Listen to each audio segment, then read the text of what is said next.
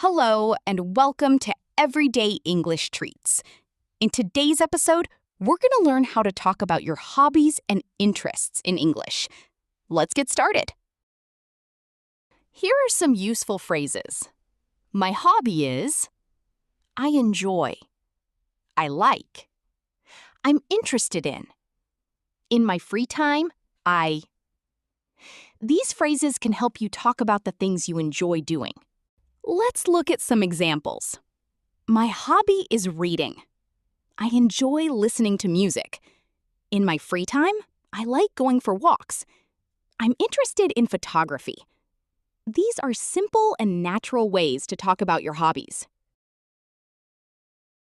Now it's your turn. What is your favorite hobby? What do you enjoy doing in your free time?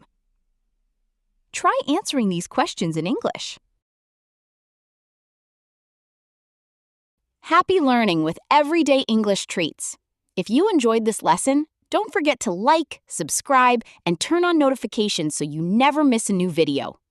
Until next time, take care and keep practicing your English. Every small step brings you closer to fluency. See you in the next lesson.